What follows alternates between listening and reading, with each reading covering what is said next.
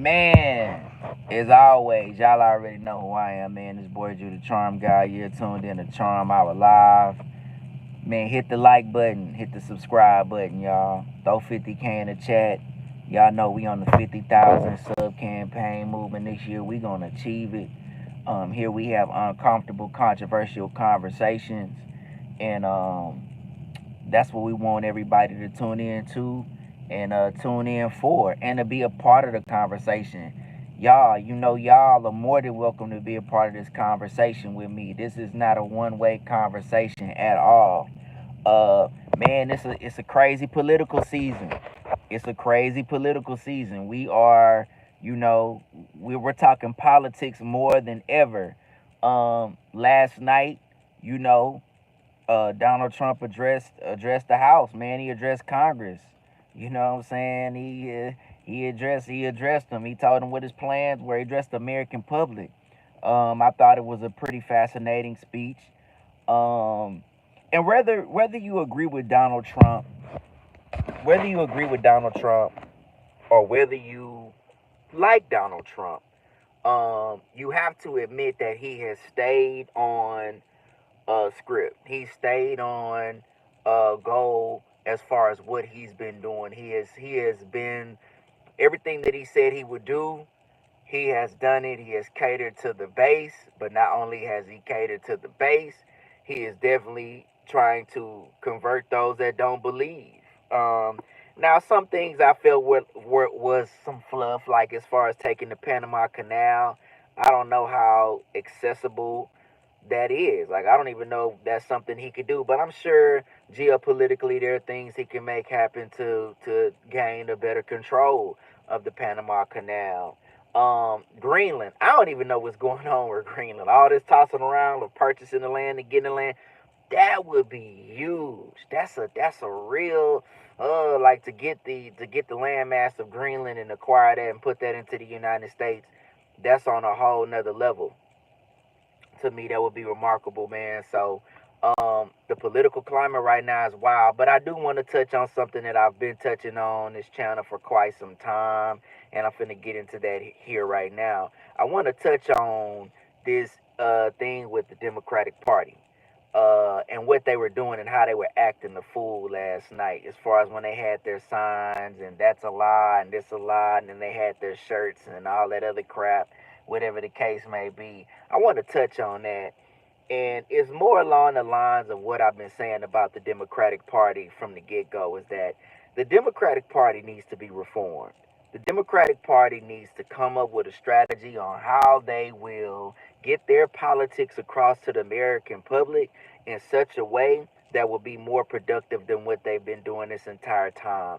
For the most part, all that they've been doing has they've been crying. And when y'all come on in, y'all go ahead hit that like button. Everybody coming in, just hit the like button. Whether you agree with me or disagree with me, go ahead hit the like button. We want everybody to be joining in on this conversation, okay? But at the end of the day, it's like the Democratic Party has continued to really make it just a whiny thing. They have just been whining about everything that happens, anything that Trump does, they complain about it. Anything that the liberal media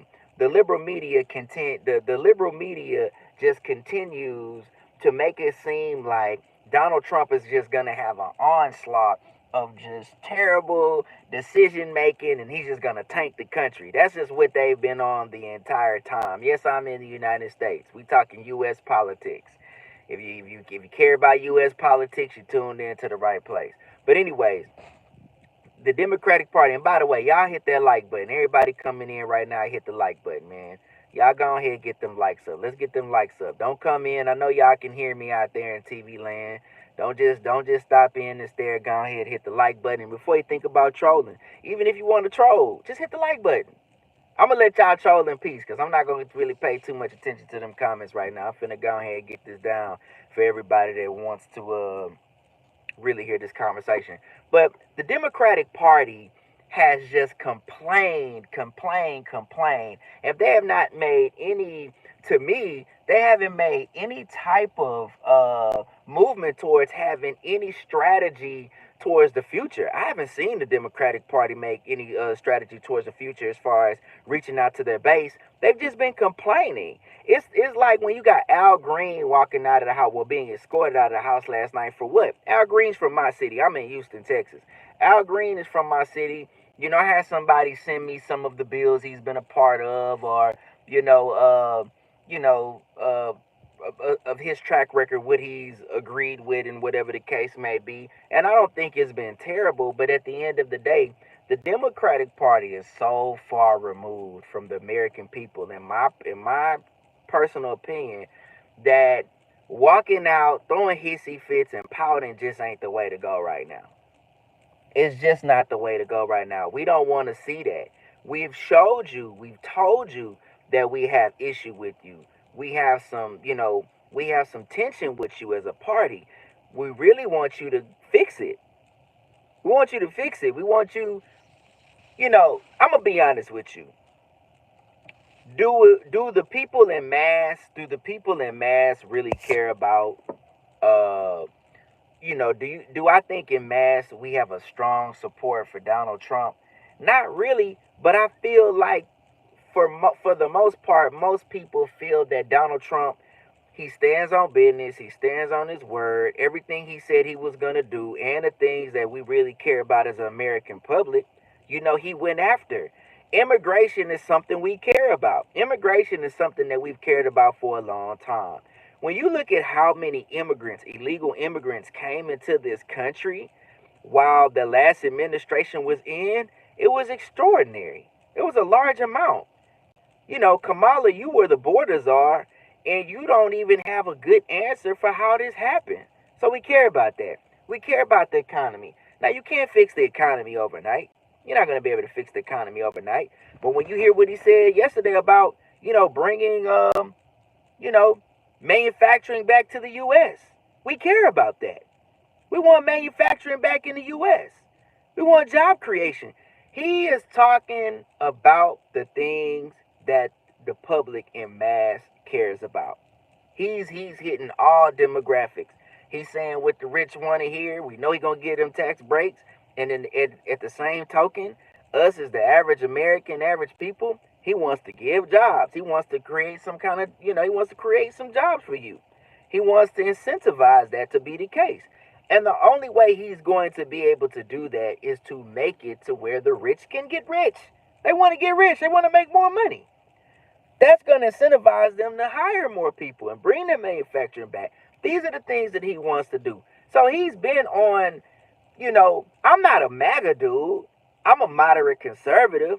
I'm not an extreme right winger. And to be totally honest, I think a lot of the right wing people that you've heard talk, I'm not going to say they've been just necessarily extreme.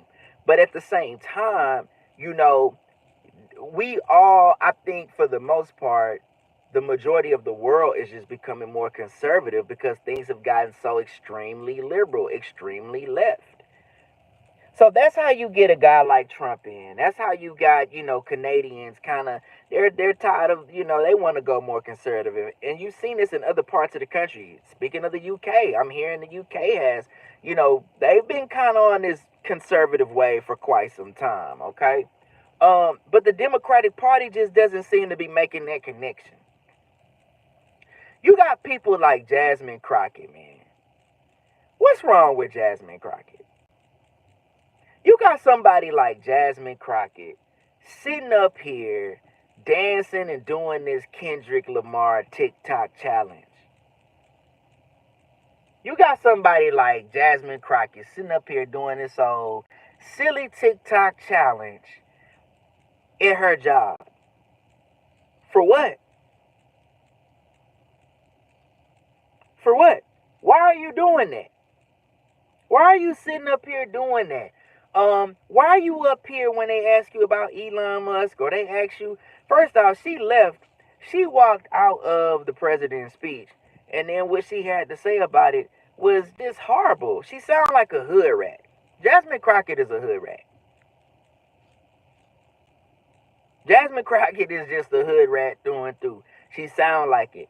With that fake hair, them snuffleupagus eyelashes, she's everything I said this earlier, and I'm sure it was offensive. You know, she's a caricature. When you think about black caricatures, or stereotypical caricatures back in the day, you look at like the Tom and Jerry cartoon. They had the big mama with the stockings in the kitchen. Get out of here, Tom! Like that was stereotypical. There's been a lot of stereotypical examples of what black is, and I feel like Jasmine Crockett meets every criteria of that. When she opens up her mouth, when she is out in public display, she represents that. It's nothing pro black about her. There's nothing pro black about Jasmine Crockett to me. And I think a lot of these politicians know that they do a little cosplaying. They're cosplaying and they're doing it to appeal to a demographic so they can continue coming in and getting your vote. That's what they doing. It's cosplay. How we don't see that? It's cosplaying.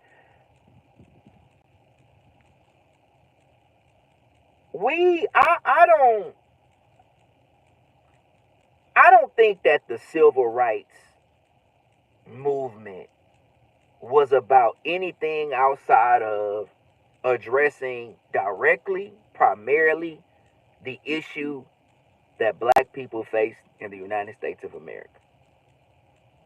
In fact, I don't have to think that. I know that. I don't have to think that. I know that. So for this woman to be talking about how she's pro-black, but she's supporting things that really don't have anything to do with black issues, or when she talks about civil rights, um, but you're supporting, you support gender affirming therapy, you support women playing, men playing in women's sports, you support things to me that are just very much so anti-American, very much so just anti-God. How do I support that? How do I support you at the end of the day?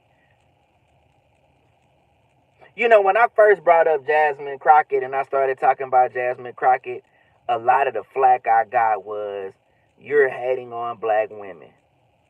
You don't support black women. You're bashing black women when I first brought this lady up, because the first time I heard her talking with that sister girl attitude and mentality, I let it rock. I let it slide. I was like, cool. And that's how she went viral. Because our people, and I'm gonna touch on this a little bit too. I'm gonna talk about code switching.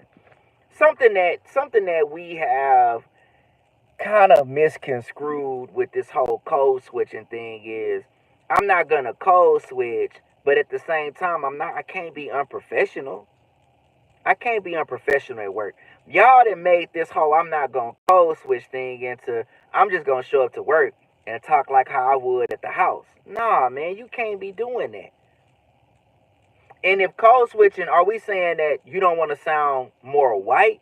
Or if you're articulating, because really what typically happens is, in the past, our people, when they code switch, they made themselves kind of sound like this because they wanted to sound more white. They felt like that was more acceptable versus just, not using slang, just talking like how I'm talking right now. I sound like a black man. I'm a black man. I'm gonna talk like that. I'm like, yeah, but I'm not gonna try to change my voice to somehow fit in. So I understand code switching, but it has gotten to a place to where it's like, okay, code switching. I don't want to code switch, but I'm gonna go to work talking like how I talk at home. How?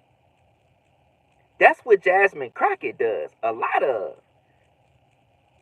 dancing and jiving and gyrating, and well, she don't be gyrating, but she be, dancing, shucking, and jiving. I have a problem with that, and I do think it's cosplay.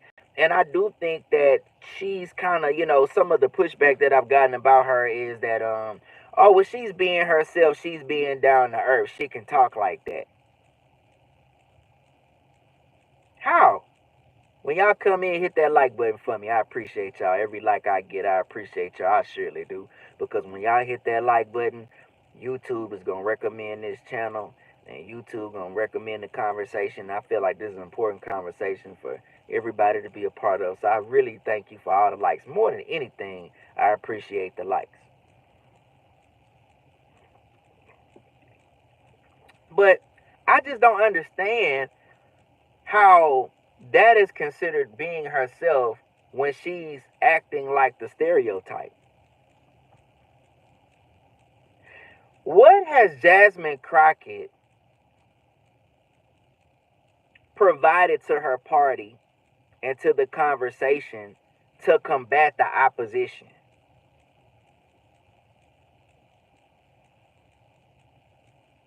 What has Jasmine Crockett done to give? I'm not talking about like an act, just not necessarily an actionable, show up here and let's march, nothing like that. But what strategy has she given to the Democratic Party, to her constituents, to her peers, her coworkers, whatever the case may be? What has she said to say, hey, this is going to be our plan for the next 15 years. Y'all, it takes time to make change. The type of change that you've seen the Republicans make, they did that over time. That was like a 30-year plan. They made a long-term plan. They had a long-term plan to come in and get in judges and take in, get into that judicial system. And we know we need more Congress. They got to get more congressmen in. They got to get Congress seats. They got to get Senate seats. They understand that. But they had a plan to overturn Roe v. Wade. That was in their sights, and they did. They had a plan to come in and get affirmative action out of there, and they did. Regardless of whether you agree, they understood that the way that they were going to go in and get things done was they would have to systematically do that. They understood, the Republicans understood that they would have to do that. Why the Democrats don't understand that? All that pouting, getting mad, throwing up signs, and selling tea. Jasmine Crockett selling merch. She's selling t-shirts at the White House. What kind of, I want to say something else, but I'm not. What kind of is that? Y'all hit that like button when y'all come on in. Every time y'all come in, just hit that like button. I appreciate all the likes because we want YouTube to recommend this conversation for sure. I appreciate those likes that you give to the channel. And we got the 50,000 sub campaign going on. If you don't know who I am, I'm Boy Drew the Charm Guy. You tuned in to the Charm Hour Live. We talking politics today. We talking politics. Y'all get on in on this pop political conversation. But what I'm saying is the Republicans had a plan. When Bush was in office, the son, Junior Bush, I think there were quite a few things that happened in the American public just, it became tense, grew weary of them. What you had, the housing crash, things like that. We didn't feel like we really should have been involved in a war. And the Democrats saw that. They saw the opportunity to get somebody like Obama in, come in with a different political strategy. Hey, we need a change. We need something new. We're gonna come in with something new. It's time to unite people. It's time to bring everybody together. And that was their plan. And that's what they did. And that's an old strategy, and it only worked for them. And many of us saw how that was exploited and turned into something totally different than to now. But the point is, they saw an opportunity. They didn't, because what, Bush got 8 years. And Bush got 8. There were some great political candidates that got, Democratic candidates that were in opposition to the Republican Party at that time. It didn't matter. We went conservative, and it had a lot to do with that war. But when the Democrats came back for Obama, they had a strategy. They got in. They united the country. It seemed we got the first black president. I think they just ignited all the young people. White women, once they get behind you, it's gonna be a blast. You're gonna get in. It was just a different strategy. Well, Once you kind of, once you get out of that era, and people begin to grow a little weary with that and don't necessarily like that, and you get a guy like Trump who comes in and just says, hey, I'm gonna blow the lid off of politics. I'm gonna just tell y'all what's going on behind the curtain. See, that was his strategy. His whole thing was, hey, this is all fake. Hillary, Clinton, we don't want no Clintons in. This is what they own. I'm going to be the president that's going to be real. I'm going to tell you how it really is. I'm going to stand on business. This is what I believe. This is what we need to change. This is what we need to do. And we don't need no Clinton in. We didn't have Obama, great. We didn't have 8 years of that. But right now, this is where we need to take the country, and this is what we going to do. And, you pretty much ignite a part of the country that normally didn't vote. They voted. It was more than his base. When you guys see someone like him come, it's more than just his base. He got some of that gray area. Okay, he loses the next race, and that was a lot of COVID. That had everything to do with COVID. He didn't really cut the checks. Biden tell you he finna come cut the checks, which I ain't gonna lie. I think it's something a little slick about Biden winning that election. If you look at the numbers, it's a little weird. When the man told you that he thought that they cheated him out the race, he may not be wrong. He may not be wrong with that. Because those numbers that Biden had are crazy. Or extremely wow, he really did do well. He did pretty good. Extremely well. He had the most votes, I think, for the popular vote ever. And that could have been because he was talking about cutting the check, so you had people just popping out and had to come out and show out and vote for him, whatever the case may be. It might have been that, but I sincerely doubt it. I sincerely doubt that. I don't really. I think it's a little bit of fugaziness going on with that last election. However, he won. Biden gets in, and we are just not pleased. We are not pleased with any part of the politics that he had. We didn't like anything that he was on. We feel like the economy just everything became super expensive. I don't like the label of woke politics, and I have my reasons for that. But if you want to talk about wokeness, yeah, that became an issue. Woke politics. I mean, I think that Biden run was just terrible. So what do? You give way for Trump to come back because he's standing on business and he's saying real stuff. He say real shit. And all the Democrats do while this is going on, while we watching this man about to come in and win, while they just did y'all throw the election?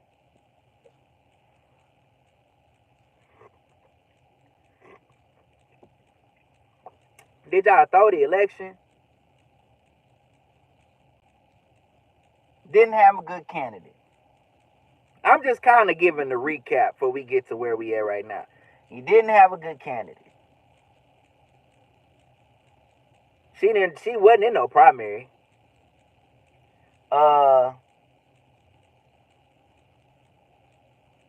Politics was bad. The politics was just overall bad. She had a good debate, but she didn't want to go do no podcast. She didn't go do Joe Rogan, things that would have helped her so we could see what she's really about. So y'all lose. Y'all blew that. Y'all blew the election and y'all cried and y'all blamed everybody. You insulted those that voted the opposite way. You insulted us.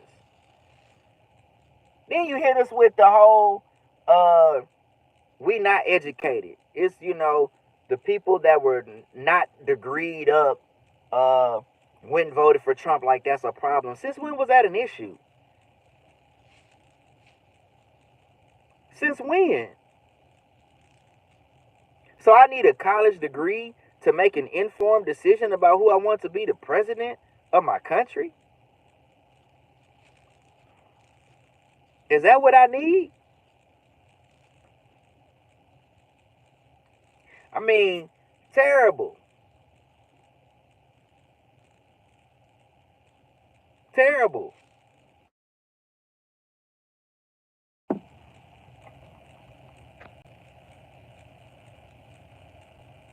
Horrible. You got Sonny Hostin on The View saying this. You got Whoopi Goldberg tripping and saying this. Tripping. Just mad and pouting the whole time. The Democratic Party, I've said this before. You gotta get more men over there. Got to get more men over there. You have to have the whole entire party just needs to be reformed. It needs to be reformed. Y'all tell me what y'all think, man. Y'all get in the comments and let me know.